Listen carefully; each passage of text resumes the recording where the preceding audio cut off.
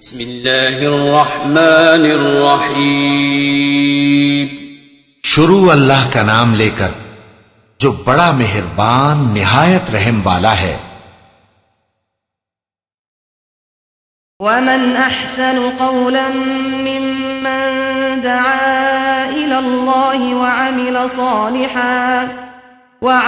صالحا وقال انني من المسلمين۔ قل هو الله أحد الله الصمد لم يلد ولم يولد ولم يكن له كفوا أحد۔ کہو کہ وہ معبود برحق جس کی میں عبادت کرتا ہوں اللہ ہے، وہ ایک ہے، اللہ بے نیاز ہے، وہ نہ کسی کا باپ ہے اور نہ کسی کا بیٹا، اور کوئی اس کا ہمسر نہیں۔ والصلاة والسلام على امام المتقين نبينا محمد وعلى آله واصحابه اجمعین والتابعین لهم باحسان الى یوم الدین۔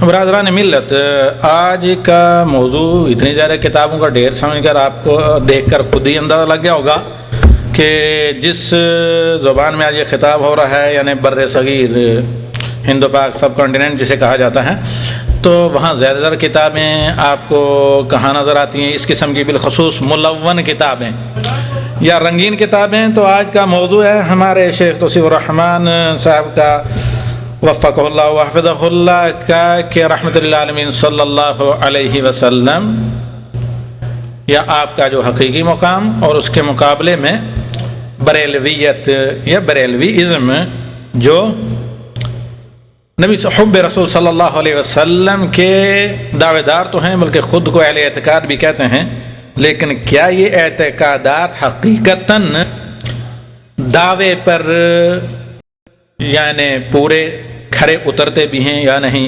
اسی موضوع پر ہمارے بھائی آگے خطاب کریں گے۔ اللہ تعالیٰ انہیں توفیق دے اور آپ کو جزائے خیر دے تشریف آوری پر۔ فجزاہ اللہ خیراً فلیتفضل مشکورا۔ نحمده ونصلي على رسوله الكريم۔ اعوذ باللہ من الشیطان الرجیم، بسم اللہ الرحمن الرحیم۔ قل هو اللہ احد اللہ الصمد لم یلد ولم یولد ولم یکن له کفوا احد۔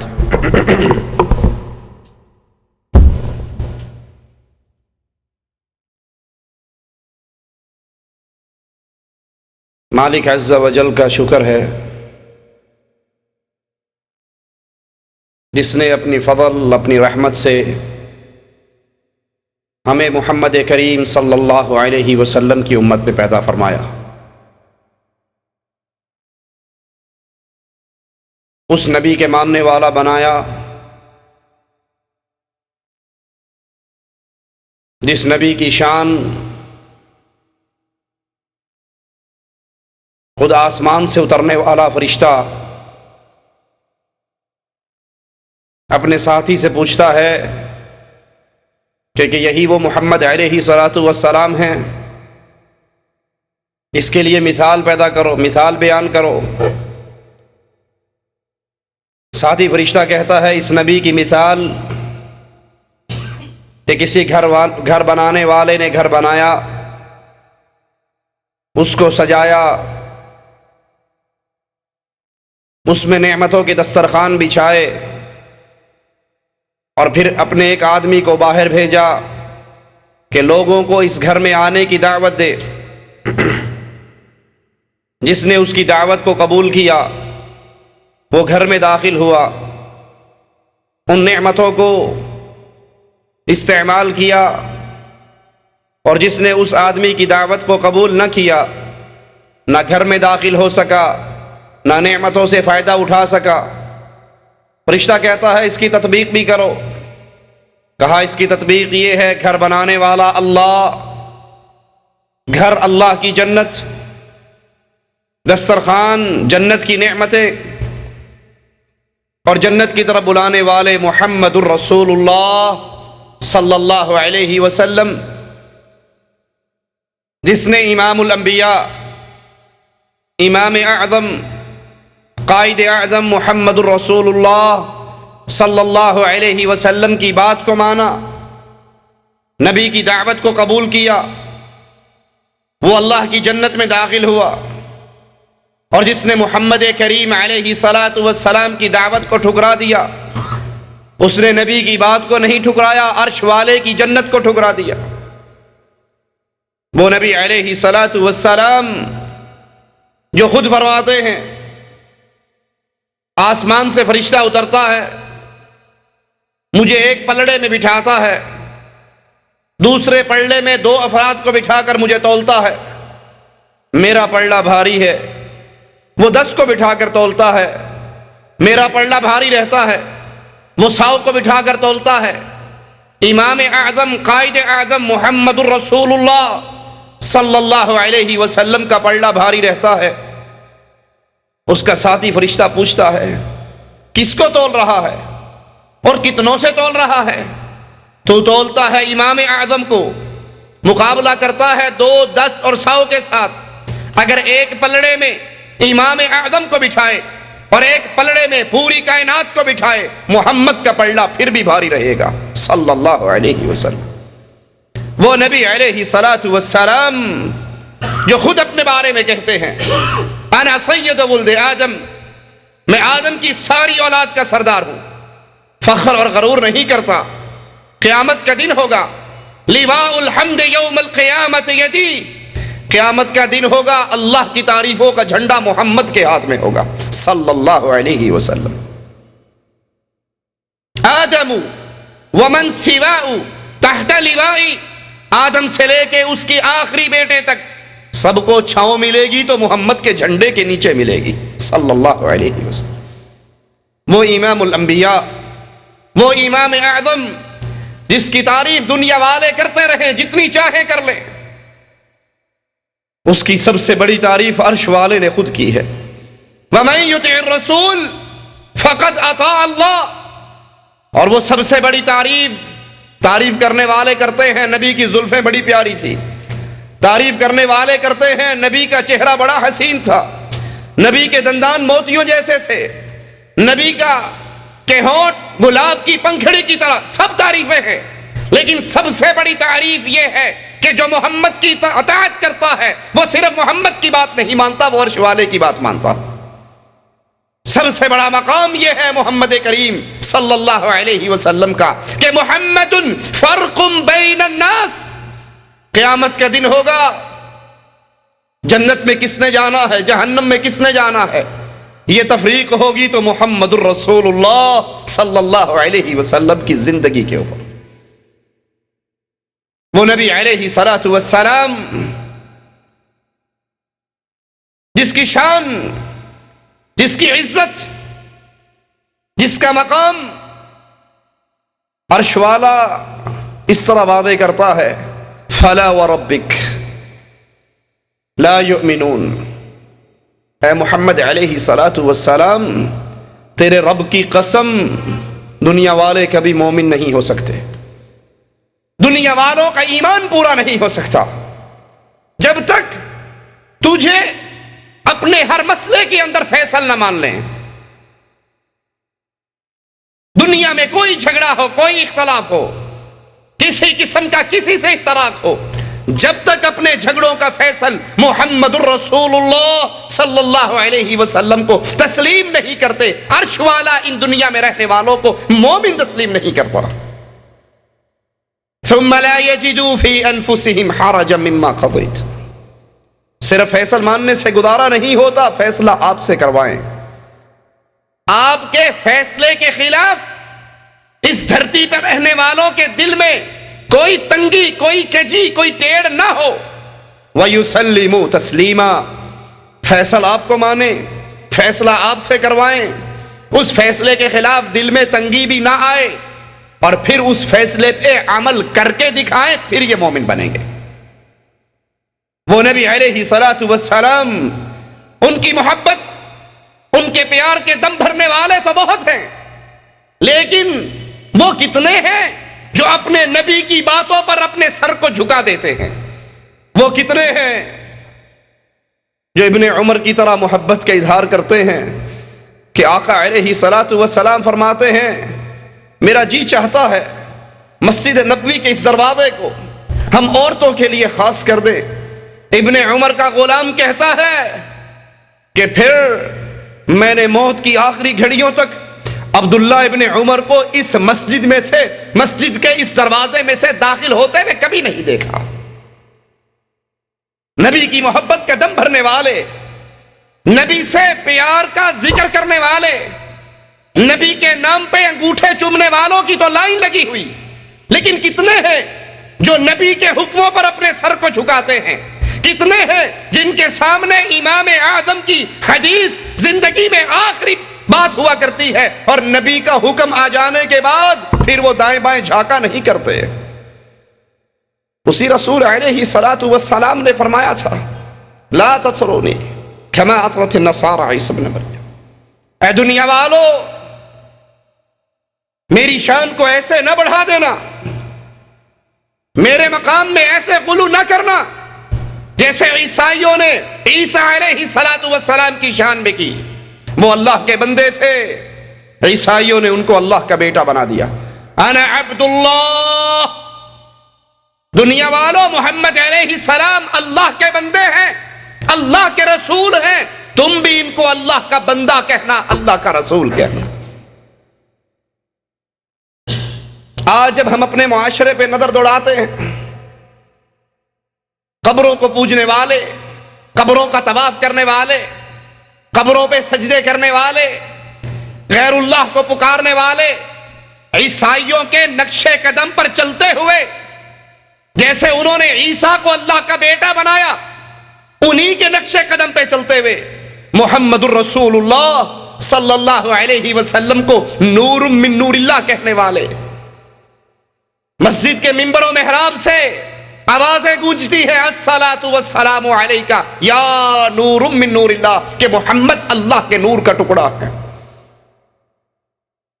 نبی کی محبت کے دعوے دار ہیں اور نبی کے حکموں کو پسے پش ڈالتے ہیں، نبی کی باتوں کی نافرمانی کرنے کے باوجود یہ کہتے ہیں کہ اہل توحید گستاخ ہیں، اہل ایمان گستاخ ہیں، ہم رسول اللہ سے سچی محبت کرتے ہیں۔ یہ بڑے گستاخ ہیں، یہ نبی کو کہتے ہیں نبی انسان تھے، یہ نبی کو کہتے ہیں کہ نبی جیسے ہم تھے ویسے ہماری طرح انسان تھے، کھاتے تھے پیتے تھے، ان کے بچے تھے، ان کی بیویاں تھیں، ان کے ماں باپ تھے، ان کے چچا تھے، ان کے دادا تھے، ان کے ساتھ بیماری، غم، دکھ، سکھ، یہ سارا کچھ لگا ہوا تھا۔ یہ بڑے گستاخ ہیں، یہ کہتے ہیں کہ نبی مر گئے، نبی کو موت آ گئی، نبی دفن ہو گئے، یہ بڑے گستاخ ہیں۔ ہم اصل میں محبت کرنے والے ہیں، اہل حدیث کے ایک چھوٹے سے خادم ہونے کے ناطے ببانگ توہل یہ بات کہتا ہوں، یاد کر لیجئے جو محمد کی گستاخی کرتا ہے اللہ کی قسم وہ کافر ہے، مسلمان نہیں ہے، اور جو محمد علیہ الصلوۃ والسلام کی شان میں غلو کرتے ہوئے ان کو اللہ کے مقام پر بٹھاتا ہے وہ بھی کافر ہے، وہ بھی اسلام سے خارج ہے۔ ہم محمد الرسول اللہ صلی اللہ علیہ وسلم کو ویسے مانتے ہیں جیسے محمد نے خود ہمیں تعلیم دی ہے علیہ الصلوۃ والسلام۔ اللہ کے نبی علیہ الصلوۃ والسلام کی توہین کے مسئلے پہ ہم نے پچھلے درس میں قادیانیت کے عقائد بیان کیے تھے کہ مرزا غلام احمد نے کس طرح توہین رسالت کا ارتکاب کیا۔ آج اپنی اسی بات کو آگے چلاتے ہوئے بریلویت کے عقائد کو پیش کرتے ہیں کہ یہ کس طرح محمد الرسول اللہ صلی اللہ علیہ وسلم کی توہین کرتے ہیں، ان کی شان کو بڑھا کر یا ان کے مقام پہ اپنے پیروں کو بٹھا کر۔ وہ سمجھتے ہیں عزت یہ ہے کہ نبی کو رب کہا جائے، عزت یہ ہے کہ پیروں کو نبی کہا جائے۔ یہ ہمارے ہاتھ میں دیوان محمدی جس کے رائٹر سلطان الکاملین حجت العارفین عبد النبی خواجہ محمد یار فریدی، ان کو عبداللہ بنتے ہوئے شرم آتی ہے، یہ اللہ کے بندے بننے کے لیے تیار نہیں ہے، یہ رسولوں کے بندے بنتے ہیں، اور جو اللہ کے ساتھ کسی اور کو شریک کہلاتا ہے ایمان اس میں سے ایسے نکل جاتا ہے جیسے گوندے ہوئے آٹے سے بال کو نکال لیا جاتا ہے۔ یہ کتاب شائع ہوئی ہے ہمدرد کتب خانہ لاہور سے، لکھنے والے کی بھی زیارت کر لیجئے، یہ بابا جی کی شبیہ یہاں پر چھپی ہوئی ہے، سبز پگڑی والے حضرت تشریف فرما ہیں۔ اس کتاب کا صفحہ نمبر 133 پہ کس طرح رسول اللہ صلی اللہ علیہ وسلم کی شان میں غلو کرتے ہوئے آپ کو اللہ کے مقام پر بٹھاتے ہیں۔ کہتے ہیں خدا کی پاک صورت کو محمد میر کہتے ہیں، محمد بے قدورت کو خدایا پیر کہتے ہیں، کہ محمد صلی اللہ علیہ وسلم کی پاک صورت، خدا کی پاک صورت حقیقت میں محمد کی صورت ہے صلی اللہ علیہ وسلم۔ نعوذ باللہ ثم نعوذ باللہ، کہ اللہ کے نبی علیہ السلام اس دنیا میں آئے ہیں، وہ اللہ محمد کی صورت میں دنیا پہ اترا ہے۔ اللہ کے نبی جو فرما رہے، صحیح بخاری کی روایت ہے کہ میں اللہ کا بندہ ہوں، میں اللہ کا رسول ہوں، مجھے اللہ کا بندہ کہنا، مجھے اس کا رسول کہنا، مجھے میرے مقام سے ایسے نہ بڑھا دینا جیسے عیسائیوں نے عیسیٰ ابن مریم کو بڑھایا تھا، اسی قدم پہ چلتے ہوئے، اسی نقشے قدم پہ، اسی فٹ پرنٹ پہ اپنے قدم رکھتے ہوئے یہ حضرت فرما رہے ہیں کہ محمد صلی اللہ علیہ وسلم دنیا میں آئے ہیں، لیکن وہ محمد نہیں آئے، اللہ محمد کی صورت میں دنیا پہ اترا ہے۔ انا للہ و انا الیہ راجعون۔ صفحہ 136 پہ کہتے ہیں سورت رحمان ہے تصویر میرے پیر کی، سورت رحمان ہے تصویر میرے پیر کی، علم القرآن ہے تقریر میرے پیر کی۔ محمد علیہ السلام کو پہلے اللہ بنایا، پھر جب شرک کی عادت پڑ گئی تو پھر بریک یہاں تک نہیں لگی۔ عیسائیوں نے صرف عیسیٰ کو اللہ کا بیٹا کہا تھا، لیکن یہاں کہتے ہیں میرا پیر بھی اللہ کی تصویر ہے، اور میرے پیر کا جو کلام ہے وہ اللہ کا کلام ہے، وہ قرآن ہے، وہ اللہ کا کلام ہے، میرے پیر کی تقریر اللہ کی تقریر ہے۔ کیا خدا کی شان ہے، کیا خدا کی شان ہے یا خود خدا ہے جلوہ گر، ملتی ہے اللہ سے تصویر میرے پیر کی۔ انا للہ و انا الیہ راجعون۔ یہ اللہ کے بھی گستاخ ہیں، یہ قبر پرست اللہ کے بھی گستاخ ہیں اور محمد کے بھی گستاخ ہیں صلی اللہ علیہ وسلم۔ یہ توہین رسالت سے پہلے توہین ربوبیت کے جرم کے اندر شامل ہیں۔ نہیں مانتے تو یہ ہمارے ہاتھ میں سادو سدا سدھانے عارفانہ کلام حضرت سائیں میاں مدہ بڑانا شریف والے، جس کو شائع کیا ہے میاں Aman Ullah Khan Chughtai, advocate high court Lahore نے، وہ اس کے ٹائٹل پہ ایک شعر دیتا ہے، ذرا سنیے۔ کہتا ہے چوکاں دے وچ بلے باندھے ملاں وچ مسیتاں جی۔ کتے بلے کہاں بیٹھتے ہیں؟ چوک میں۔ مولوی کہاں بیٹھتے ہیں؟ مسجد میں۔ چوکاں دے وچ بلے باندھے ملاں وچ مسیتاں جی، سادو سدا سدھانے جنہ ڈھونڈ لیاں اصلیتاں جی۔ انڈیا والوں جانتے ہو سادو کون ہوتے ہیں؟ یہ بارڈر پار نہیں ہوتے، ہمارے ہاں بھی ہوتے ہیں۔ آپ سمجھتے ہو صرف آپ کے مندروں میں سادھو ہیں، ہمارے درباروں پہ بھی سادھو ہیں۔ سادھو سدا سدھانے جنہ ڈھونڈ لیاں اصلیتاں جی، میاں مدہ مرشد رب آکھیں پاویں فتوے اعلان شریطاں جی۔ اپنے پیر کو، اپنے مرشد کو رب کہنا، بھلے اسلام تجھے کافر کہتا رہے پرواہ نہ کرنا، تو شریعت میں کافر ہوگا، طریقت میں ولی اللہ بن جائے گا۔ یہ رسول کے بھی دشمن، رسول کے بھی گستاخ، توہین رسالت کے ساتھ ساتھ توہین ربوبیت کے بھی، توہین الوہیت کے بھی جرم کا ارتکاب کر رہے ہیں۔ کہتا ہے کیا خدا کی شان ہے یا خود خدا ہے جلوہ گر، ملتی ہے اللہ سے تصویر میرے پیر کی۔ صفحہ 147 پہ کہتے خدا کہتے ہیں جس کو مصطفیٰ معلوم ہوتا ہے، خدا کہتے ہیں جس کو مصطفیٰ معلوم ہوتا ہے۔ جس کو آپ خدا کہتے ہو وہ مصطفیٰ ہے، جس کو آپ اللہ مانتے ہو کیا وہ رسول اللہ ہے؟ لا حول ولا قوت الا باللہ۔ خدا کہتے ہیں جس کو مصطفیٰ معلوم ہوتا ہے، جسے کہتے ہیں بندہ خود خدا معلوم ہوتا ہے۔ محمد صلی اللہ علیہ وسلم، تم خدا کو اللہ کہتے ہو، وہ حقیقت میں اللہ نہیں ہے بلکہ وہ مصطفیٰ ہے، اور بندوں کو تم بندے کہتے ہو، یہ بندے نہیں ہے بلکہ ساری انسانیت خدا کے روپ میں دنیا پہ آئی ہے۔ لا حول ولا قوت الا باللہ۔ صفحہ 151 اسی کتاب کا، اس پہ لکھتے ہیں حشر کا منظر پیش کرتے ہوئے محمد مصطفیٰ محشر میں طٰہٰ بن کے نکلیں گے، اٹھا کر میم کا پردہ ہویدا بن کے نکلیں گے، حقیقت جن کی مشکل تھی تماشا بن کے نکلیں گے، جسے کہتے ہیں بندہ قل هو اللہ بن کر نکلیں گے. تو محمد صلی اللہ علیہ وسلم کو بندہ کہتے ہو نا، وہ بندے نہیں بلکہ وہ اللہ بن کر نکلیں گے. بجاتے تھے. ہم نے صحیح بخاری کی حدیث آپ کو سنائی کہ اللہ کے نبی نے فرمایا میں اللہ کا بندہ ہوں، اس کا رسول ہوں، تم بھی مجھے اللہ کا بندہ اور رسول کہا کرو. کہتا ہے بجاتے تھے انی عبدہ کی بنسری ہر دم. نبی ہر دم کیا کہا کرتے تھے کہ میں اللہ کا بندہ ہوں. بجاتے تھے جو انی عبدہ کی بنسری ہر دم، خدا کے عرش پہ انی ان اللہ بن کر نکلیں گے. جب عرش سے پردہ ہٹے گا تو رسول اللہ خود اللہ کے روپ میں ہمارے سامنے آئیں گے. صفحہ 156 اسی کتاب کا، رائٹر کا نام محمد یار فریدی. اب شعر سنیے، اپنا نام ذکر کرتا ہے شاعر، کہتا ہے گر محمد نے، اس محمد سے مراد شاعر صاحب کتاب بریلوی ازم کا بہت بڑا پیر، کہتا ہے گر مولوی محمد نے محمد صلی اللہ علیہ وسلم کو خدا مان لیا، گر محمد نے محمد کو خدا مان لیا، پھر تو سمجھو مسلمان ہے دغا باز نہیں. اگر یہ محمد صلی اللہ علیہ وسلم کو خدا مانتا ہے تو پھر یہ مسلمان ہے، اور اگر یہ خدا سے جدا مانتا ہے تو یہ مسلمان وہی جو آپ کو محرم میں سننے کو ملتا ہے، توبہ توبہ توبہ علی نو خدا اکھنے ہاں، نہ خدا تو جدا اکھنے ہاں. ہمارے علی نہ خدا ہیں نہ خدا سے جدا ہیں. یہی بریلویت کا امام کہہ رہا ہے اگر محمد نے محمد کو خدا مان لیا پھر تو مسلمان ہے دغا باز نہیں. اگر یہ محمد صلی اللہ علیہ وسلم کو خدا سے جدا مانتے رہے تو پھر سن لیجئے یہ مسلمان نہیں. ارے ابو بکر صدیق کو کیا کہو گے جو محمد علیہ السلام کی موت پہ آپ کے ماتھے مبارک کو چوم کر وا نبیہ وا خلیلہ وا صفیہ کہتے ہوئے مسجد میں آئے. عمر ابن خطاب کو کھڑے ہوئے دیکھا، کندھے پہ ہاتھ رکھ کر کہا اجلس یا عمر. عمر بیٹھ جاؤ، اور لوگوں کو مخاطب کر کے کہتے ہیں من کان یعبد محمد فإن محمد قد مات صلی اللہ علیہ وسلم.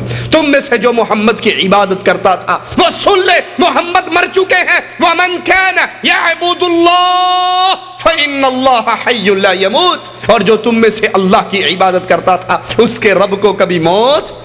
اگر محمد نے محمد کو خدا مان لیا پھر تو مسلمان ہے دغا باز نہیں. اگر وہ محمد کو خدا نہیں مانتا اللہ نہیں مانتا تو دغا باز ہے. ارے ابو بکر صدیق محمد کو اللہ نہیں مانتے تھے بلکہ کہتے تھے اے نبی آپ کی قسمت میں جو موت تھی وہ آ چکی ہے، دو موتیں اللہ آپ پر اکٹھی نہیں کرے گا. قوم سے کہہ رہے ہیں، صحابہ سے کہہ رہے ہیں، عوام کو مخاطب کر کے کہہ رہے ہیں سنو اگر تم اس کو اللہ مانتے تھے تو یہ تو مر چکے ہیں، اگر تم اس کی پوجا کرتے تھے یہ تو فوت ہو چکے ہیں، اگر تم اللہ کی پوجا کرتے تھے اللہ کو کبھی موت نہیں آنی. محمد علیہ السلام کو اللہ کہنے والے اللہ کی توہین کر رہے ہیں، محمد کریم کی توہین کر رہے ہیں، آپ کے حکموں کو ٹھوکر مار رہے ہیں کیونکہ آپ نے منع کیا تھا میری شان کو ایسے نہ بڑھانا جیسے عیسائیوں نے بڑھایا. خرام ناس میں آیا صفحہ 166 خرام ناس میں آیا تو دیکھا اور پہچانا محمد مصطفیٰ یعنی خدا مٹھن کی گلیوں میں. مٹھن میں کون ہے؟ چاچڑ وانگ مدینہ ڈسے کوٹ مٹھن بیت اللہ، ظاہر دے وچ پیر فریدون باطن دے وچ اللہ. چاچڑ وانگ مدینہ ڈسے. اگر تم نے مدینہ جانا ہے پاکستان والوں، پی آئی اے نے کرائے بڑھا دیے ہیں، فکر نہ کرو، کوٹ مٹھن چلے جاؤ، چاچڑ وانگ چلے جاؤ. چاچڑ وانگ مدینہ ڈسے، چاچڑ وانگ جاؤ گے وہ مدینے کیا اس کے مقام پر ہے. کوٹ مٹھن بیت اللہ. حج کا عمرے کا ویزا تھوڑا ہے، حج کا اور زیادہ ہے. آج کی خبر ہے 1,90,000 تک پہنچنے والا ہے، تو ٹینشن لینے کی بات نہیں ہے. کوٹ مٹھن بھی مکہ ہے. لا حول ولا قوت الا باللہ. چاچڑ وانگ مدینہ ڈسے کوٹ مٹھن بیت اللہ، ظاہر دے وچ پیر فریدون باطن دے وچ اللہ. وہاں جاؤ گے بابا فرید بیٹھا ہوا ہوگا. ارے وہاں بھی نہ بننا، یہ بظاہر بابا فرید ہے، اس کے اندر اللہ ہے، یہ اللہ اس کی صورت میں آیا ہے. یہی عقیدہ عبد النبی محمد یار فریدی دیوان محمدی کے صفحہ 166 پہ لکھتا ہے خرام ناز میں آیا تو دیکھا محمد مصطفیٰ یعنی خدا مٹھن کی گلیوں میں. مٹھن کی گلیوں میں جو بابا فرید ہے یہ محمد مصطفیٰ بھی ہے، یہ خدا بھی ہے، یہ اوریجنل شکل میں آیا ہے. اور خدا کو ہم نے دیکھا سدا مٹھن کی گلیوں میں، خدا بے پردہ ہے جلوہ نما مٹھن کی گلیوں میں. مٹھن کی گلیوں میں تمہیں بابا فرید نظر آ رہا ہے تو پریشان نہ ہونا، یہ بابا فرید نہیں ہے بلکہ حقیقت کے اندر یہ خود خدا ہے. صفحہ 183 پر اسی کفری عقیدے کو بیان کرتے ہوئے محمد دی صورت ہے صورت خدا دی.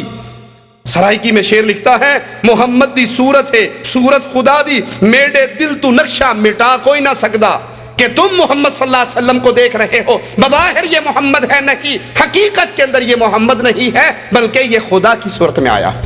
تو توہین رسالت سے پہلے بریلویت اللہ کی گستاخی کرتی ہے, محمد علیہ السلام کو اللہ کا مقام دیتی ہے اور اپنے پیروں اور فقیروں کو محمد کریم علیہ السلام کا مقام دیتی ہے. یہ تذکرہ غوثیہ ہمارے ہاتھ میں ہے, یہی عقیدہ اس کے اندر. غوث علی شاہ قلندر قادری صفحہ 325 پہ لکھتے ہیں کہ ایک دن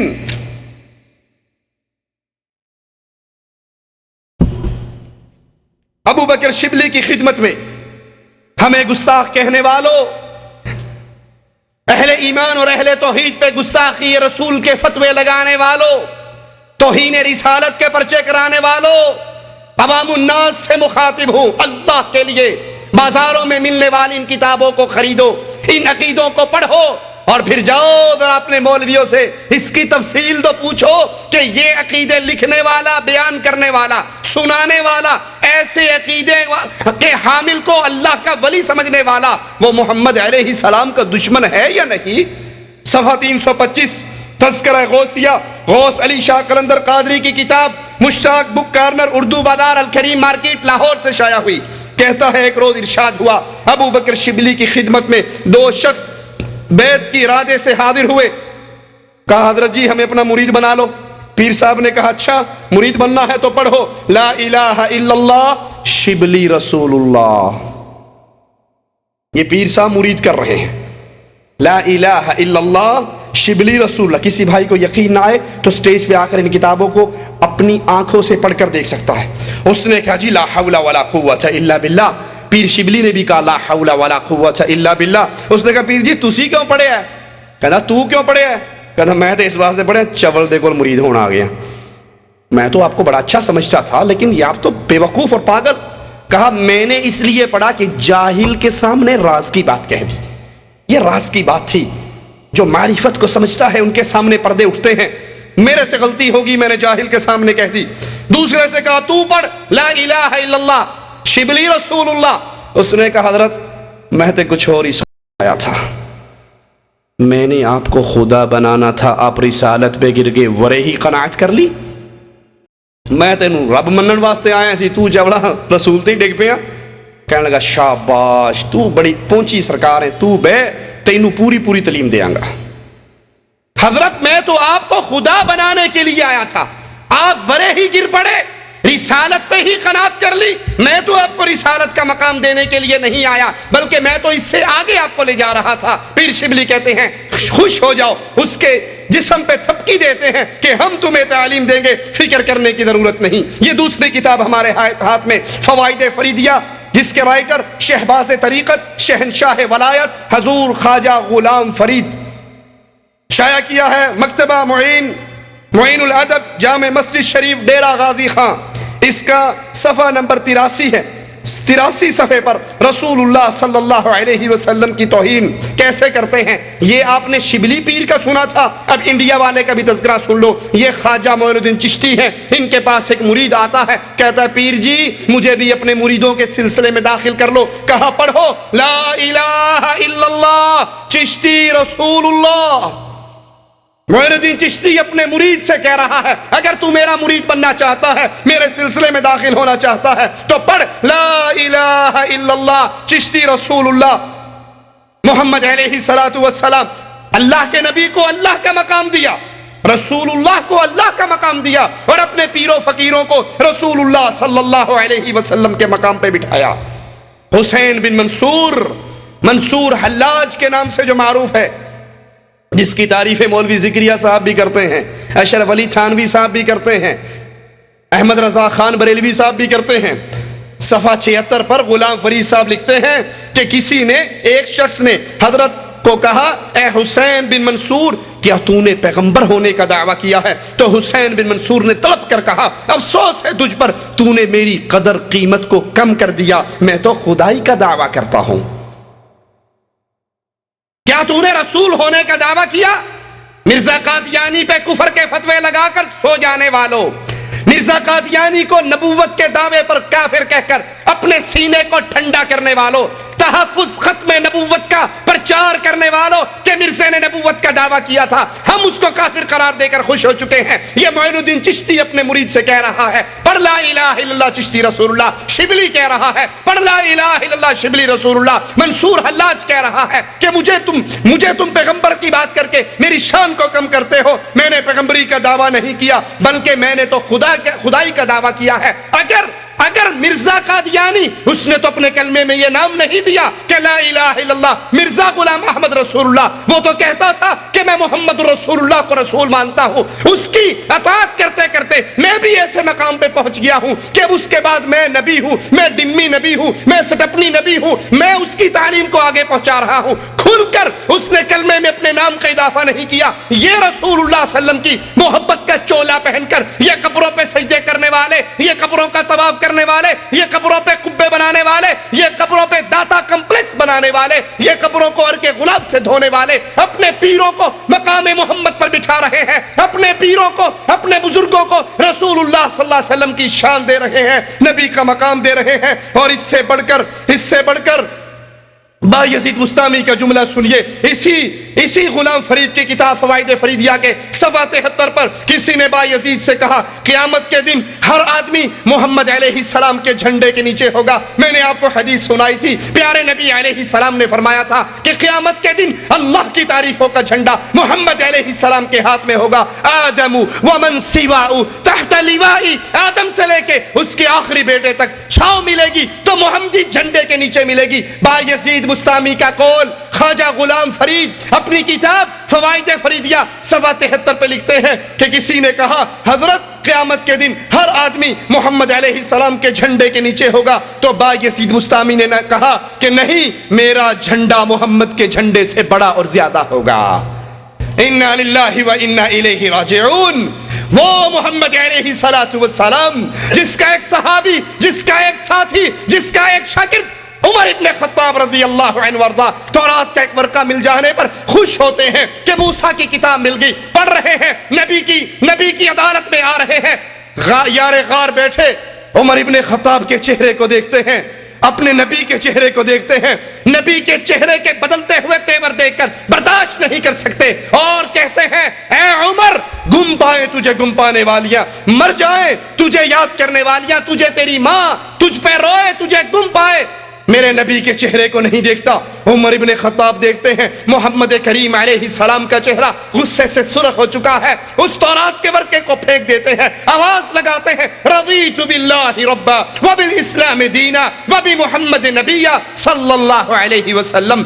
امام اعظم قائد اعظم کہتے ہیں اے خطاب کے بیٹے، اے تورات پڑھنے والے، اے موسیٰ کی کتاب میں اپنی پیاس کو بجھانے والے، لو بدأ لکم موسیٰ فاتبعتموہ وترکتمونی لضللتم عن سواء السبیل۔ آج موسیٰ زندہ ہو کر آ جائے، اے تورات پڑھنے والے، تو مجھے چھوڑ کر موسیٰ کے پیچھے چلنے لگ جائے تو سیدھی راہ سے گمراہ ہو جائے گا۔ لو کان موسیٰ حیا ما وسعہ الا اتباعی، آج موسیٰ زندہ ہو، جنت میں جانا چاہے تو موسیٰ کو بھی محمد کی غلامی کرنی پڑے گی صلی اللہ علیہ وسلم۔ وہ نبی تو یہ تعلیم دے، وہ نبی تو اپنے شاگردوں کو ایسا ٹرینڈ کرے کہ ابن عمر حج کا احرام باندھتے ہوئے اعلان کرتے ہیں لوگوں میں حج تمتع کی نیت کرتا ہوں۔ لوگ کہتے ہیں تیرا بابا امیر المؤمنین تو منع کرتا ہے، جواب میں کیا کہتے ہیں؟ من ابی۔ کبھی سوچا ہے من ابی کا پنجابی میں ترجمہ کیا ہے؟ پیو کون ہوتا ہے؟ باپ کون ہوتا ہے؟ من ابی، بابا کون ہے؟ نزل الشریعہ علی محمد وما نزل الشریعہ علی ابی۔ اور لوگوں مجھے میرے باپ کا حوالہ دینے والوں، مجھے میرے باپ کی بات سنا کر محمد کی سنت سے روکنے والوں صلی اللہ علیہ وسلم، سنو جبرائیل قرآن لے کر میرے بابا پر کبھی نہیں آیا، جب بھی آیا ہے فاطمہ کے بابا پر آیا ہے، وہ حسنین کے نانے پر آیا ہے، وہ عائشہ کے شوہر پہ آیا ہے۔ مجھے میرے باپ کی دلیل نہ دو، میرے باپ کا قانون نہیں چلتا، یہاں قانون چلتا ہے تو قاسم کے بابا کا چلتا ہے صلی اللہ علیہ وسلم۔ اس کے شاگردوں کے ایمان کی تو یہ کیفیت تھی. سائل کہتا ہے اس مسئلے پہ کیا کہتے ہو؟ کہا میں کیا کہوں، امام الانبیاء نے یوں کہا ہے. سائل کہتا ہے میں نے سنا ہے کہ شاید ابو بکر عمر نے تو یوں کہا ہے. تم نے اپنے پیروں کا نام کلموں میں شامل کر لیا، کہیں لا الہ الا اللہ شبلی رسول اللہ، کہیں لا الہ الا اللہ چشتی رسول اللہ، کہیں لا الہ الا اللہ اشرف علی رسول اللہ، اور ادھر فقط نبی کی حدیث کے مقابلے پر ایک حدیث ایک قول کسی اور کا. اور بھی کون ہے جس کے بارے میں امام الانبیاء خود عرش والے سے کہتے ہیں ربا کائنات کے ہر بندے کے احسانات کا بدلہ اتار دیا ہے، صدیق اکبر کے احسانوں کا بدلہ محمد نہیں اتار سکے صلی اللہ علیہ وسلم. اور بھی کون ہے جس کے بارے میں نبی کہتے ہیں لو کان بعدی نبیا لکان عمر، اگر نبوت باقی رہتی تو خطاب کا بیٹا نبی بن کر آتا. سائل کہتا ہے آپ حدیث رسول بیان کرتے ہو، میں نے سنا ہے شاید ابو بکر عمر تو یوں کہتے ہیں. جواب میں صحابی رسول فرماتے ہیں ڈرتا ہوں قریب ہے کہیں آسمان سے تجھ پہ پتھروں کی بارش نہ ہو جائے. میں حدیث رسول پیش کرتا ہوں اور تو مقابلے پر ابو بکر عمر کی بات پیش کرتا.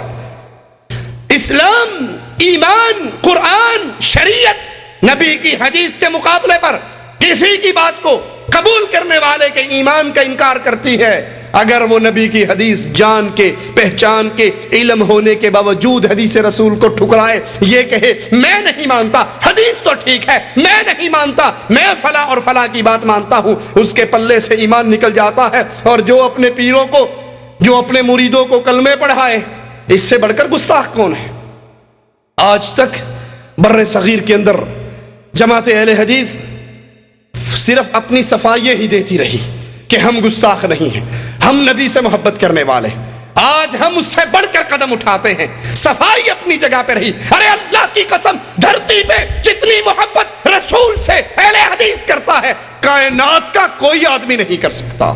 یہ اہل حدیث تو وہ ہے، نبی کی حدیثوں پہ جھکنے والے تو وہ ہیں، نبی کی حدیثوں کے سامنے آنکھوں کو بند کر لینے والے تو وہ ہیں، نبی کی حدیثوں کے سامنے اپنی زبان دراز نہ کرنے والے تو وہ ہیں.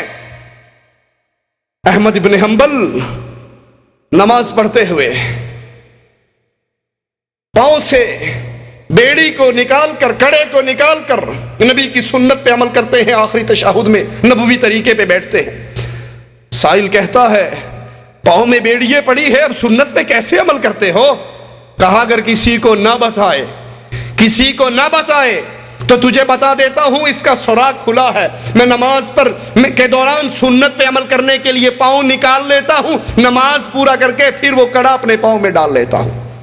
ابن عمر آخری تشہد میں نبی کے طریقے پہ نہ بیٹھ سکے بیماری کی وجہ سے، سلام پھیر کر کہا کوئی یہ نہ سمجھے کہ یہ محمد علیہ السلام کی سنت ہے، میں بیماری کی وجہ سے نبی کے طریقے پہ نہ بیٹھ سکا. ہم مقام رسول کو اعلیٰ جانتے ہیں، اسم رسول کو اعلیٰ جانتے ہیں، حکم رسول کو اعلیٰ جانتے ہیں. صرف یہ نہیں کہ نبی کے نام کو اونچا سمجھے اور نبی کی حدیث کو کبھی پیر کے کہنے پہ، کبھی امام کے کہنے پہ، کبھی شیخ کے کہنے پہ، کبھی مرشد کے کہنے پہ، کبھی حضرت کے کہنے پہ ٹھوکر مارتا جائے. اہل حدیث کا عقیدہ ہے کائنات میں ہر آدمی کی بات کو ٹھوکر ماری جا سکتی ہے، محمد کی بات کو چھوڑا نہیں جا سکتا صلی اللہ علیہ وسلم. اور آج قبر پرستوں کی شرک کی پوری دکانداری، پورا دھندا اسی پر چلتا ہے کہ انبیاء اولیاء اپنی قبروں میں زندہ ہیں، سنتے ہیں، دیکھتے ہیں، انہیں سب پتا ہے. اونٹ پر آیا ہے، گدھے پر آیا ہے، اکیلا آیا ہے، مل کر آئے ہیں، انہیں سب پتا ہے. ایک حضرت لکھتے ہیں کہ ہم بابا جی کی قبر کی زیارت کے لیے گئے، اونٹ پہ بیٹھ کے رات کو سو گئے، قبر والا خواب میں آ گیا، کہنے لگا میری قبر تے آئے ہو، خالی پیٹ واپس جاؤ، چنگا نہیں لگتا. ایک قبر تے نہیں آئے، کسی 5 سٹار ہوٹل چ گئے سن جتوں روٹی کھائے بغیر مڑ جان تے لوگ تانے دین گے ہوٹلوں ہو کے آگے تو روٹی کھا کے نہیں آئے. کہا یہ اونٹ مجھے دے دو، میرا اصیل بختی اونٹ گھر کھڑا ہے وہ تم لے لو. خواب میں ہی سودا ہو گیا. صاحب قبر اٹھا. مولانا ذکریہ صاحب فضائل صدقات میں لکھتے ہیں حصہ دوم میں، صاحب قبر اٹھا، صفحہ 711 پر، جو کتب خانہ فیضی لاہور سے چھپی ہے. صاحب قبر اٹھا اس نے اونٹ کو ذبح کیا، پھر قبر چ وڑ گیا. اگے تفتیش لگی سی بڈھی کو کیوں نہیں پھیرا مارا، سلام کر آندا ادھر بھی بالاں دا منہ بھی چوم آندا، ادھر کیوں نہیں گیا؟ یہ خواب والا اٹھا، اونٹ کو دیکھا تو ذبح ہو چکا ہے، خون نکل رہا ہے، اس نے اس کو ذبح کیا، گوشت بنایا، کھایا پیا. واپس جا رہے تھے تو سامنے سے ایک آدمی آ رہا تھا، کہتا تم میں فلاں ابن فلاں کون ہے؟ کہا میں ہوں. اونٹ والے نے کہا میں ہوں. کہا میرے ابے نے کوئی شے بیچی سی؟ کہتا خواب جی بیچی سی. کہتا وہ میرا باپ تھا، اس نے مجھے کہا ہے اگر تو میرا حلالی بیٹا ہے تو یہ بختی اونٹ تجھے دے دوں، یہ اس اونٹ کے بدلے میں یہ اونٹ لے جاؤ. مولوی زکریا صاحب اس قصے پر تعلیق لگاتے ہوئے کہتے ہیں کہ یہ سخاوت کی حد ہے کہ مرنے کے بعد بھی اپنی قبر پر آنے والوں کو بھوکا واپس نہیں بھیجا. ان قبر پرستوں کا پورا دھندا اسی عقیدے پر چلتا ہے کہ جو ہمارے بزرگ قبروں میں دفن ہیں وہ زندہ ہیں، سب کچھ دیکھتے ہیں. آپ کو نہیں یقین تو یہ ہمارے ہاتھ میں ملفوظات احمد رضا خان صاحب ہیں، اس کا صفحہ 271 پہ سنیے کتنی وضاحت سے یہ بات بیان کرتے ہیں. صفحہ 271 کہ جب تم اپنے کسی مردے کی زیارت کے لیے قبرستان جاؤ تو کہتے ہیں کہ پینتیوں سے ہو کر جاؤ. عرض سوال کرتا ہے کوئی، حکم یہ ہے کہ قبر کی پینتی سے حاضر ہو، قبرستان میں جبکہ قبور کا اختلاط ہو تو کیوں کر ہوگا؟ کہا سب سے پہلے قبرستان کی پینتی کی جانب سے آئے اور اسی طرف سے مردے کے طرف آئے. کیوں؟ اگر وہ سرہانے کی طرف سے آئے گا تو مردے نو منڈی موڑ کے ویکھنا پینا کیڑا آیا ہے، تے او دی مٹی غریب ہڈی اوویں او دی مک گئی ہے، انہیں تون موڑی اوتھی ٹوٹ جانے ہیں، اسے گردن نہ موڑنی پڑے. کہا پینتیوں سے آؤ جب بھی آنا ہو، تاکہ جب آپ آؤ تو مردہ ڈائریکٹ دیکھ لے کون آ رہا ہے. پورا دھندا قبر پرستوں کا یہی ہے کہ ہمارے بزرگ قبروں میں زندہ ہیں، وہ سب کچھ جانتے ہیں. اگر یہ اپنے بزرگوں کے بارے میں کہتے رہتے شاید ہماری زبان اتنی دراز نہ ہوتی، لیکن اس عقیدے کی بنیاد پہ انہوں نے محمد علیہ السلام کو وہ گالی دی ہے، وہ توہین کی ہے کہ رب محمد کی قسم کفار بھی وہ توہین نہیں کر سکے. اور کفار کو نبی صلی اللہ علیہ وسلم کی توہین کا وہ مٹیریل، وہ مواد دیا ہے جس کی بنیاد پر ہندو نے رنگیلا رسول لکھا، جس کی بنیاد پر ڈنمارک کے خبیثوں نے نبی صلی اللہ علیہ وسلم کی تشبیہیں بنائی، عورتوں کے اندر گھرا ہوا دکھایا، ان کو عورتوں کا رسیہ ثابت کیا. یہی عقیدہ اسی کتاب کے اندر ملفوظات احمد رضا کے اندر صفحہ 249 پہ 249 پہ احمد رضا خان صاحب بریلوی لکھتے ہیں، سوال کیا جاتا ہے کیا انبیاء علیہم السلام اور اولیاء کرام کی حیات برزخیہ میں کوئی فرق ہے؟ ارشاد انبیاء کرام کی حیات حقیقی، حصی، دنیاوی ہے. ان پہ تصدیق وعدہ الہی کے لیے محض ایک آن کی آن موت آئی تھی، پھر فوراً ان کو ویسے ہی حیات عطا فرما دی گئی. اس حیات پر وہی احکام دنیا فٹ ہوتے ہیں، ان کا ترکہ بانٹا نہ جائے گا. کہا نبی کا ترکہ اس لیے نہیں بٹے گا کہ نبی زندہ ہے. اور نبی کریم کی صحیح حدیث کیا ہے؟ جب فاطمہ آئی تھی صدیق کائنات کے پاس، بابا کا ترکہ مانگا تھا تو صدیق کائنات نے کہا تھا تیرے بابا کی حدیث ہے کہ ہم انبیاء جو چھوڑ کر جاتے ہیں وہ مسلمانوں کے لیے صدقہ ہوا کرتا ہے، وہ بیت المال کا حق ہوا کرتا ہے. کہا ہم آل رسول ہیں. صدیق کے آنکھوں سے آنسو گر پڑے کہ آل رسول پہ تو میری جان بھی قربان ہے، لیکن کیا کروں، تمہارے بابا کی حدیث ہے کہ جو صدقہ چھوڑ کر، جو نبی چھوڑ کر مرتا ہے، نبی کی وراثت تو علم ہے، اس کے علاوہ مال جو نبی چھوڑ کر جائے وہ امت کے لیے صدقہ ہوا کرتا ہے. کہا نہیں، نبی کا ترکہ اس لیے نہیں بٹتا کہ وہ مرے نہیں، زندہ ہے. ان کی ازواج کو نکاح حرام ہے، نبی کی ازواج کو نکاح اس لیے حرام نہیں ہے کہ نبی کریم زندہ ہے. نبی کی ازواج کے ساتھ نکاح کرنا اس لیے حرام ہے کہ جو نبی کی بیوی ہے وہ امت کے مسلمانوں کی ماں ہے، اور ماں سے نکاح کرنا جائز. نبی کی بیویاں امت کی ماں ہونے کے ناطے آقا کی بیویوں سے نکاح کرنا جائز نہیں ہے، کیونکہ وہ امت کی مائیں ہیں. یہاں کہتا ہے نہیں، چونکہ نبی زندہ ہیں اس لیے ان کی بیویوں سے نکاح جائز نہیں، ان کا ترکہ بانٹا نہیں جائے گا. ازواج مطہرات پر عدت نہیں، نبی اپنی قبروں میں کھاتے پیتے ہیں، نماز پڑھتے ہیں. اب جو کفر کہنے لگا ہے ذرا دلوں کو تھامیے، کلیجوں پہ ہاتھ رکھیے اور سوچئے ہم نے کفار کو توہین رسالت کا کتنا مواد خود اپنے گھروں سے فراہم کیا ہے. احمد رضا خان صاحب کہتے ہیں بلکہ سیدی محمد بن عبد الباقی زرقانی فرماتے ہیں انبیاء اپنی قبروں میں زندہ ہیں، ان کی قبروں میں ان کی بیویوں کو پیش کیا جاتا ہے جن سے وہ شباشی کرتے ہیں. انا للہ و انا الیہ راجعون، انا للہ و انا الیہ راجعون۔ نبی کی اتنی بڑی توہین، نبی کی اتنی بڑی گستاخی، عشق رسالت کا چولا پہن کر، محبت رسول کا پردہ اوڑھ کر نبی کے اوپر اتنی بڑی توہین، نبی کے اوپر اتنا بڑا الزام، نبی کی اتنی توہین کی یہ جسارت وہ کر رہے ہیں جو نبی کا نام آتا ہے تو انگوٹھے چومتے ہیں، جو نبی کا نام آتا ہے تو کھڑے ہو جاتے ہیں، جو بظاہر نبی سے محبت کا ایک چولا پہن کر عوام کو کھلے ہوئے شرک کے اندر گرا رہے ہیں۔ اپنی اس قبر پرستی کے پورے سسٹم کو چلایا ہی اس پر جاتا ہے کہ ہمارے بزرگ، ہمارے انبیاء اور اولیاء اپنی قبروں میں زندہ ہیں، یہ غوث ہیں، یہ قطب ہیں، یہ ابدال ہیں، ان سے جو مانگو یہ حاجتیں پوری کرتے ہیں۔ اور میرا ایک ہی سوال ہے، اگر نبی زندہ ہے، نبی کو موت نہیں آئی، ایک لمحے کے لیے آئی اور پھر دوبارہ زندہ ہو گئے، تمہیں اس بات کا شعور ہو گیا فاطمہ کو اس کا شعور کیوں نہ تھا؟ فاطمہ کیوں نبی کی وفات کے 6 مہینے بعد تک فاطمہ زندہ رہی، لیکن کسی نے فاطمہ کے چہرے پہ مسکراہٹ نہیں دیکھی؟ تمہیں تو پتہ لگ گیا کہ نبی قبروں میں زندہ ہیں، ان کی بیویاں پیش ہوتی ہیں، ان سے شاباشی کرتے ہیں، لا حول ولا قوت الا باللہ، انا للہ و انا الیہ راجعون۔ یہ بات بلال کو پتہ کیوں نہیں لگی؟ بلال نے مدینہ کیوں چھوڑ دیا تھا؟ بلال نے اذان دینی کیوں چھوڑ دی تھی؟ وہ کیوں کہا کرتے تھے مجھے رسول کا چہرہ نظر نہیں آتا، اشہد ان محمد رسول اللہ کہتے ہوئے میں کس کو دیکھوں؟ میں آج کے بعد اذان نہیں دوں گا۔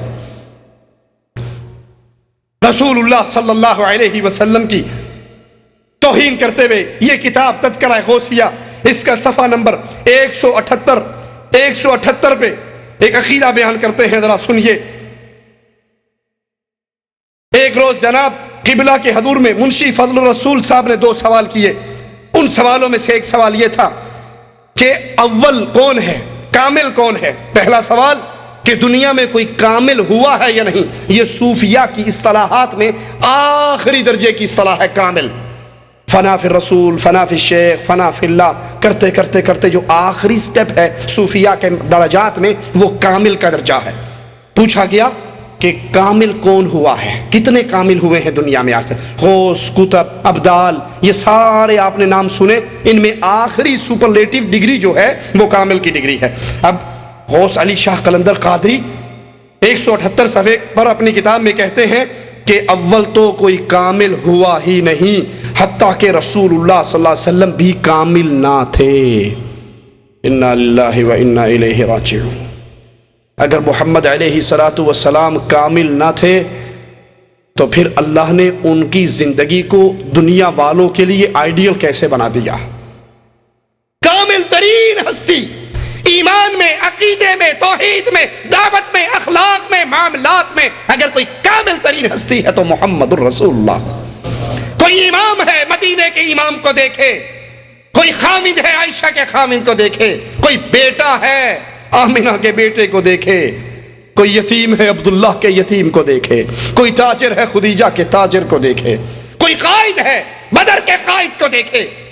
دنیا کی کوئی زندگی کا کوئی ایسا شعبہ نہیں ہے جس کے اندر محمد رسول اللہ آپ کے لیے قیامت تک آنے والے آخری انسان کے لیے کامل ترین نمونہ نہ ہو۔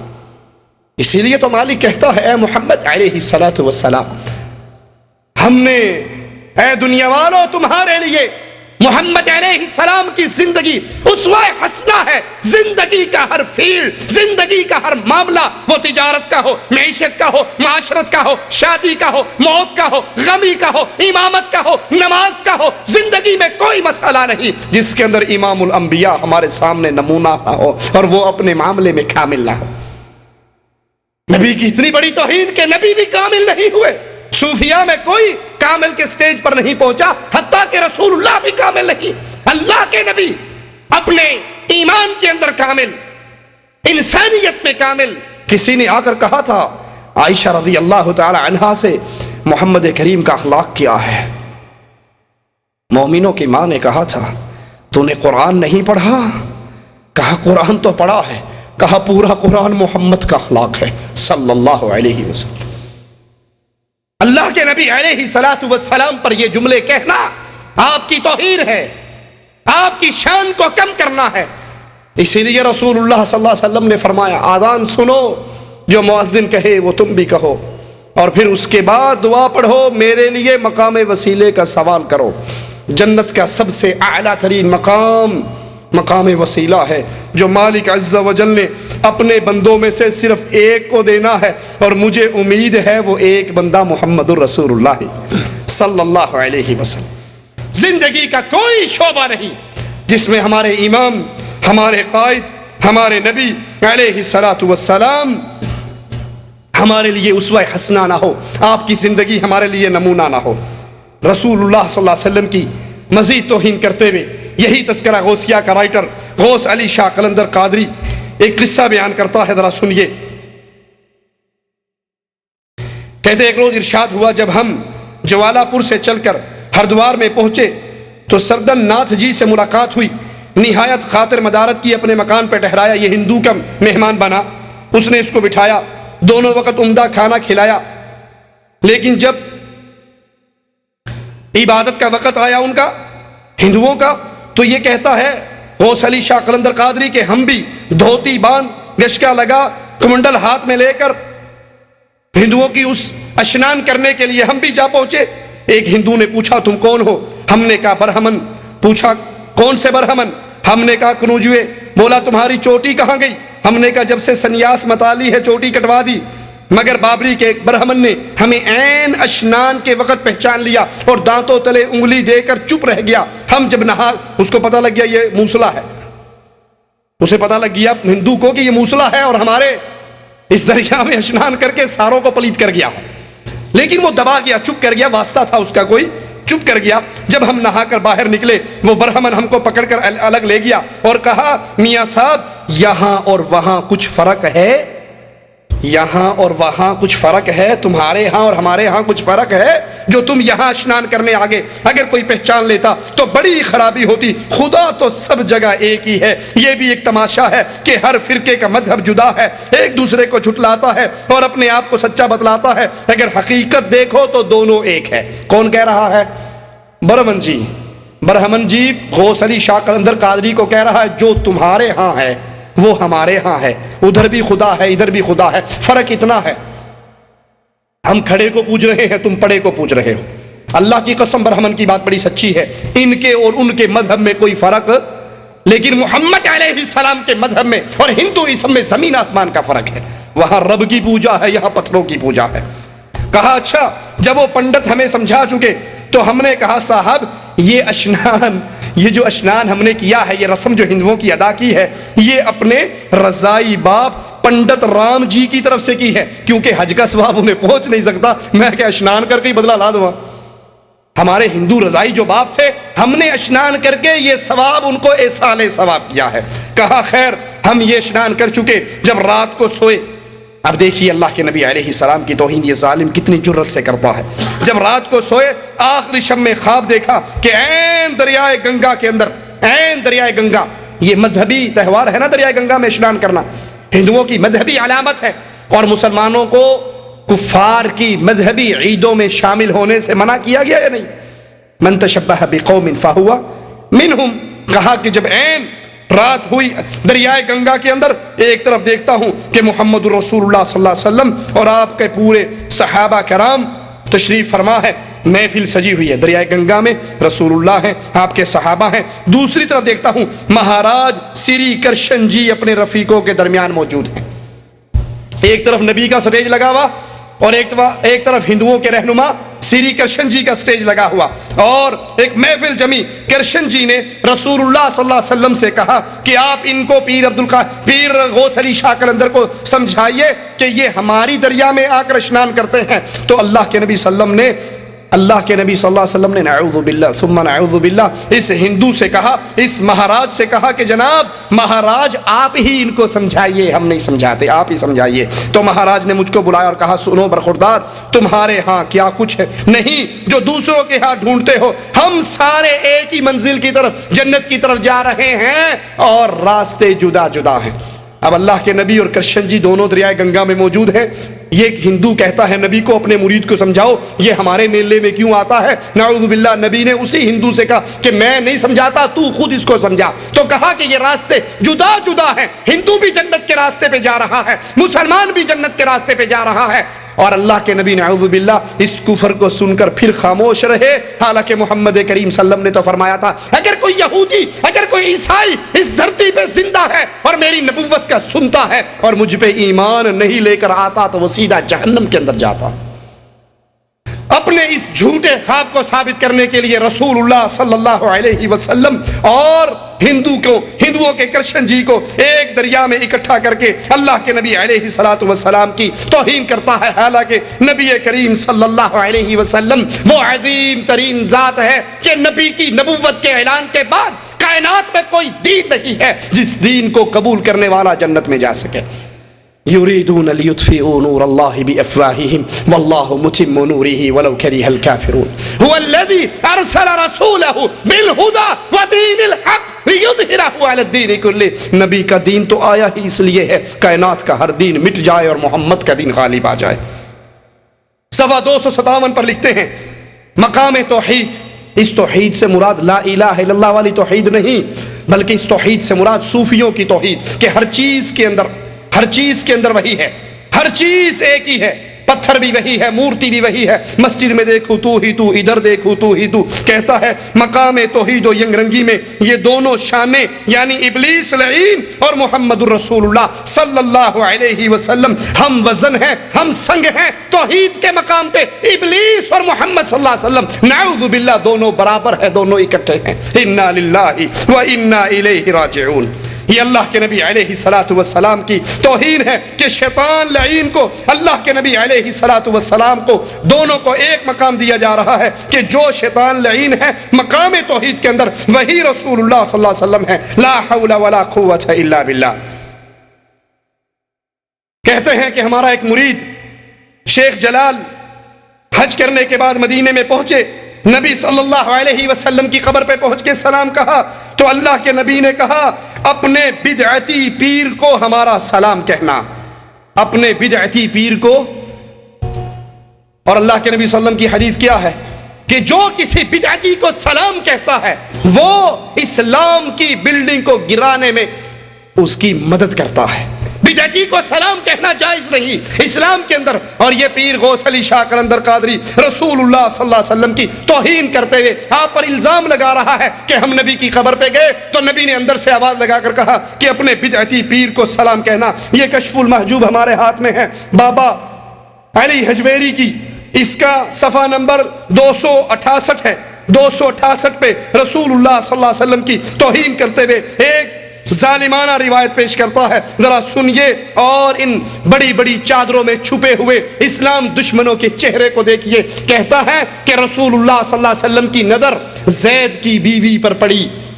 268 صفحہ کس کا؟ علی حجویری کی کتاب کشف المحجوب کا, کہ اللہ کے نبی صلی اللہ علیہ وسلم زید کے گھر گئے, اللہ کے نبی کی نظر زید کی بیوی پہ پڑی, زید کی بیوی زید پہ حرام ہو گئی, محمد پہ حلال ہو گئی. لا حول ولا قوت الا باللہ.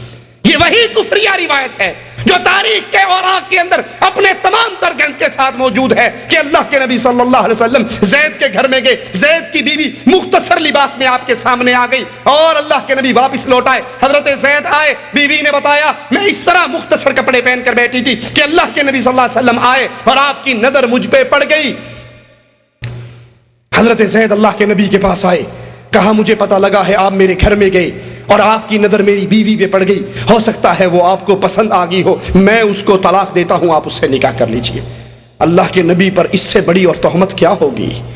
نبی کے پاس ایک عورت بیعت کرنے کے لیے آئی, اپنے ہاتھ کو پردے کے پیچھے سے آگے کیا, آقا کی نظر انگلی کے پوریوں پہ پڑی, کہا عائشہ اس عورت سے کہو اپنے ہاتھ کو پیچھے کر لے, محمد نام محرم کی طرف نگاہ نہیں اٹھایا کرتا صلی اللہ علیہ وسلم. اور یہاں یہ ظالم اپنی کتابوں میں نبی کی اتنی بڑی توہین لکھتے ہیں کہ اللہ کے نبی کی نظر پڑ گئی اور وہ آپ کو پسند آ گئی, زید پر حرام ہوگی, آپ پہ حلال ہو گئی. لا حول ولا قوت الا باللہ. یہ حشت بہشت 8 پیروں کی کتاب ہے جس کو شبیر برادر اردو بدار لاہور نے شائع کیا ہے. خواجہ عثمان ہارونی، خواجہ معین الدین اجمیری، بابا فرید الدین گنج شکر، محبوب الہی نظام الدین، قطب الدین بختیار کاکی، محبوب الہی بابا فرید الدین گنج شکر، محمد نصیر الدین چراغ دہلوی اس کتاب کے صفحہ 22 پر صفحہ 20 کے اوپر ایک قصہ لکھتے ہیں کہ ایک پیر صاحب حج کرنے کے لیے بیت اللہ کی طرف نکلے، روانہ ہوئے. جس روز خواجہ ابراہیم توبہ کی، جس قدر آپ کے پاس غلام تھے ان کو آزاد کیا، حج کے لیے روانہ ہوئے. ہر قدم پہ 2 رکعتیں ادا کرتے. 14 سال کے عرصے میں خانہ کعبہ پہنچے تو کیا دیکھتے ہیں کہ بیت اللہ اپنی جگہ پہ ہے ہی نہیں ہے. آخری توہین رسالت کا آخری نمونہ دکھا کے بات ختم کرتا ہوں. 14 سال تک یہ پھٹیک پھگت کے بیت اللہ بڑھیا تھے، کعبہ ہی کوئی نہیں سی، کوٹھا ہی کوئی نہیں ہوتے. یہ بڑا پریشان بھی کعبہ کہنوں گیا، بڑے پریشان ہوئے. کعبہ کہاں ہے؟ آپ کو حیرت ہوئی، آواز آئی، اے ابراہیم صبر کر. کعبہ ایک بڈھی کی زیارت کرنے کے لیے گیا ہے. کعبہ ایک بڑھیا کی زیارت کرنے کے لیے گیا ہے. لوگوں سے پوچھا کہاں گیا؟ لوگوں نے کہا صبر کرو ابھی آ جائے گا. کہا گیا کہاں ہے؟ کہا ادھر نو گیا ہے. بڑے کھلے روڈ سن کے کعبہ ٹردا جا رہا ہے، ویل لگے سنے نو. اس سے بڑی توہین. ذرا سنیے، پورا قصہ سنیے اور پھر اس کفر کو پیش کیجئے اپنے دلوں اور عقیدوں اور ایمان کے اوپر. کہا ہم بھی اسی راستے پر چلے. چلتے چلتے کیا دیکھا کہ کعبہ جنگل میں پہنچ چکا ہے. وہاں رابعہ بصری بیٹھی ہوئی ہے، کعبہ اس کا طواف کر رہا ہے. وہ رابعہ بصری آئی تھی حج کرنے کے لیے، راستے میں بیمار ہو گئی، آگے آ نہیں سکی، وہ جنگل میں پڑاؤ ڈال لیا. کعبہ خود جا کر رابعہ کا طواف کر کے آیا. رسول اللہ صلی اللہ علیہ وسلم اللہ کے پیارے حبیب علیہ الصلوۃ والسلام مدینے سے عمرہ کرنے کے لیے نکلے تھے یا نہیں؟ مقام حدیبیہ پر روک دیا گیا تھا یا نہیں؟ نبی نے عثمان کو اپنا سفیر بنا کے روانہ کیا تھا. عثمان جاؤ، مکے والوں سے کہو، اپنے رشتہ داروں سے کہو، ہم لڑنے کے لیے نہیں آئے، ہم تو رب کے گھر کی عبادت کرنے کے لیے، رب کی عبادت کرنے کے لیے، بیت اللہ کا طواف کرنے کے لیے آئے ہیں. حضرت عثمان پہنچے. کفار نے کہا تو ہمارا رشتہ دار ہے، تجھے اجازت ہے تو بیت اللہ کا طواف کر لے. عثمان واپس آئے. صحابہ نے کہا مبارک ہو عثمان، تم نے بیت اللہ کا طواف کیا ہوگا، حجر اسود کو چوما ہوگا، زمزم پیا ہوگا، مبارک ہو تم کو، یہ ساری نعمتیں اکٹھی کر کے آگے. عثمان روتے ہوئے کہتے ہیں تم نے میرے بارے میں گندا خیال کیا ہے. اللہ کی قسم یہ کیسے ہو سکتا تھا کہ محمد تو حدیبیہ کے مقام پہ بیٹھا رہے اور میں بیت اللہ کا طواف کرتا رہوں. اگر 1 سال تک میں مکے میں رہتا اور میرے نبی میرے ساتھ نہ ہوتے، میں سال بھر بھی بیت اللہ کا طواف محمد کے بغیر نہ کرتا. بتائیے، اللہ کے نبی مقام حدیبیہ پر بیٹھے، صلح ہوئی، نبی واپس گئے، نبی کے ساتھ اولیاء کی جماعت ہے، ابو بکر ہے، عمر ہے، عثمان ہے، علی ہے، طلحہ، زبیر ہے. بیت اللہ نبی کے پاس کیوں نہیں آ گیا کہ کافروں نے آپ کو طواف کرنا نہیں دیا تو آئیے ہم آپ کے پاس آ جاتے ہیں، ہمارا طواف یہاں پہ کر لیجئے. نبی کو وہ مقام، وہ عزت اور وہ شان نہیں دی جاتی جو اس بوڑھی ادی کلندریہ کو دی گئی کہ وہ نہ آ سکی تو کعبہ چل کے آ گیا. اور اس کے بارے میں مشہور ہے کہ اس نے کہا میں جنت کے پانی سے جہنم کو بجھا دوں، جہنم کی آگ سے جنت کو جلا دوں اور بے لوث ہو کر اللہ کی عبادت کروں. یہ اہل ایمان کے عقیدے نہیں ہے، یہ اللہ کی توہین ہے، اس کے رسول کی توہین ہے، شریعت ایمان اسلامیہ کی توہین ہے. اللہ کے لیے ایمان کو پہچانیے، نبی کے مقام کو پہچانیے. صرف نبی کا نام آنے پر اپنے دل میں محبت کے جذبات لے آنا کافی نہیں. کون ہے جو نبی کی توہین کرتے ہیں؟ ان سے برات کا اظہار کیجئے، ان سے علیحدگی کیجئے، ان سے اپنے رشتے ناتوں کو توڑ لیجئے اور جڑ جائیے محمد الرسول اللہ صلی اللہ علیہ وسلم کے ساتھ. اللہ سے دعا ہے اللہ ہمارے گناہوں کو معاف فرمائے، اللہ ہماری خطاؤں کو معاف فرمائے، اللہ ہماری سیاہکاریوں کو معاف فرمائے. اقول قولی ھذا واستغفر اللہ لی ولکم ولسائر المسلمین. السلام علیکم ورحمۃ اللہ وبرکاتہ. الحمدللہ بنعمتہ تتم الصالحات. اللہ تعالیٰ آپ کو جزائے خیر دے، ہمارے مہمان کو بھی اللہ رب العالمین جزائے خیر دے اور اجر عظیم عطا کرے. وقت کافی ہو چکا ہے اور چونکہ کل جمعہ چاہے جمعہ نہ بھی ہو تو رات کے ان پروگراموں میں اس لیے ہم خیال رکھتے ہیں کہ جلدی اختتام پذیر ہوں تاکہ فجر کی نماز جو ان سب سے اہم ہے اس کو وقت پر پڑھا جا سکے کہ رحمۃ اللہ علیہ صلی اللہ علیہ وسلم کا فرمان ہے من صلی الفجر فهو فی ذمۃ اللہ. اور اسی طرح عصر کے بارے میں بھی ہے، کیونکہ ان 2 نمازوں میں لوگ اکثر لاپرواہی برتتے ہیں اور اگر برتیں لیکن اگر تقریر سننے والے بڑھتے ہیں تو یہ ستم بالا ہے، ستم بلکہ ٹریجڈی المیہ۔ تو میرے محترم بزرگوں بھائیو، اسی پر ہم اختتام کرتے ہیں آج کی اس مجلس کا، اور وقت آپ جیسے بھی جانتے ہیں کہ زیادہ ہو چکا ہے۔ صرف چونکہ ایک بات دوران تقریر ذکر کیا شیخ نے، اس پر بچے نے لا کر ایک چٹ دیا سوال، اس سوال کے لیے آپ کھڑے ہو کر اسی کا جواب دیے، اور اس پر ہم اختتام کرتے ہیں مسئلے کا۔ کسی بدعتی کو سلام کرنے پر اسلام کو ہلکے ہلکے کر کے توڑنے کی جو روایت ہے، اس کا حوالہ میرے علم میں تو نہیں شیخ یاد ہے۔ حقیقتاً یہ ہے کہ جو روایت کی گئی، بلکہ آپ کو اگر مفہوم یعنی اس پر جاننے کے لیے چاہیے تو اس سے شدید تر وعید ہے بدعتی کے لیے۔ علی بن ابی طالب رضی اللہ تعالیٰ عنہ روایت کرتے ہیں، صحیح مسلم کی روایت ہے، بلکہ اس پر آپ نے سنا بھی ہوگا کہ 4 لوگوں پر اللہ کے نبی صلی اللہ علیہ وسلم نے لعنت بھیجی ہے۔ ان میں سے نمبر 1 جو سب چاروں باتوں کا آج کے درس سے تعلق ہے، کہ نمبر 1 وہ آدمی ملعون ہے، اللہ کے نبی صلی اللہ علیہ وسلم نے فرمایا لعن اللہ من ذبح لغیر اللہ، اللہ کے علاوہ کسی اور کی رضا کے لیے جو ذبیحہ پیش کرے۔ نمبر 2 لعن اللہ من عکا والدیہ، دوسرے نمبر پر من آوا محدثن، محدثن دونوں روایتیں ہیں کہ اللہ کی لعنت اس پر ہو جو کسی بدعتی کو ٹھکانہ مہیا کرے۔ یہیں ہم رکتے ہیں۔ اس حدیث میں جو ہے یہ کیا ہے، الفاظ جو شیخ صاحب نے مفہوم کیا وہی ہے، لیکن حدیث اس طرح ہے کہ جس شخص نے کسی بدعتی کی توقیر کی، عزت کی، ظاہر بات ہے اسلام کے ذریعے عزت ہوگی۔ اب لفظ سلام سے آپ تلاش کریں گے تو آپ کو حدیث نہیں ملے گی، بلکہ حدیث کے لفظ جامع ہے جس میں سلام اور بہت کچھ شامل ہے، جس میں ہدیہ، تحائف، رشتے دینا وغیرہ بہت سی چیزیں شامل ہیں۔ اللہ کے نبی صلی اللہ علیہ وسلم کے الفاظ جو ہیں وہ جامع ہیں۔ آپ صلی اللہ علیہ وسلم نے کہا جس نے کسی بدعتی کی توقیر کی، عزت کی، اس نے اسلام کے حدم پر مدد کی۔ جہاں کا حدیث کا تعلق ہے اجمالی طور پر یہ کتب سنن میں ہے، بالضبط حدیث کے نمبر کے ساتھ کل اگر آپ آئیں تو مجھ سے لے جائیے۔ رہا مسئلہ اور شیخ کیا کہنا تمہیں، ہاں تیسرے نمبر پر اللہ کے نبی صلی اللہ علیہ وسلم نے فرمایا ملعون ہے وہ شخص جو اپنے والدین کو پر لعنت بھیجے۔ اللہ تعالیٰ ان تمام برائیوں سے ہمیں بچائے اور شیخ کو جزائے خیر دے۔ اتنا بڑا بوجھ ریاض سے اٹھا کر آنے کا، اور بالخصوص چونکہ کچھ شروع میں شاید مہر و محبت کچھ رشتے بھی رہے ہیں تو لہذا زیادہ ہی معلومات ہیں ہمارے مقابلے میں۔ جزاک اللہ خیر۔ تو آئندہ اس سلسلے کو ہم جاری رکھیں گے، اور پھر افہام و تفہیم کے ذریعے آئندہ شیخ کی ملاقات کے لیے کوئی دوسرا موضوع انشاءاللہ طے کیا جائے گا۔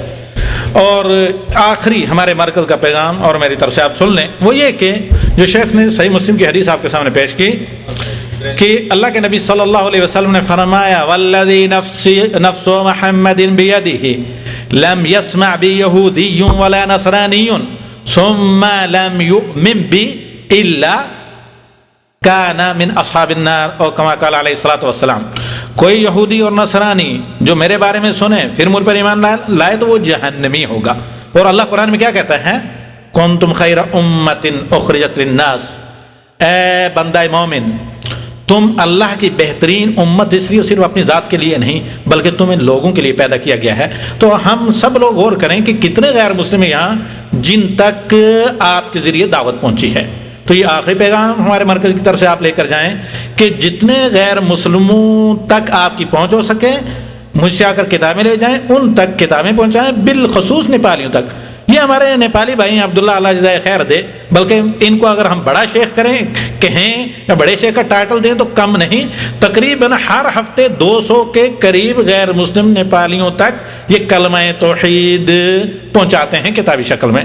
تو آپ یہ کام کریں، اس پر ہم اکتفا کرتے ہیں۔ والسلام علیکم ورحمۃ اللہ وبرکاتہ۔ قال رسول الله صلى الله عليه وسلم لأن يهدي الله بك رجلا واحدا خير لك من حمر النعم۔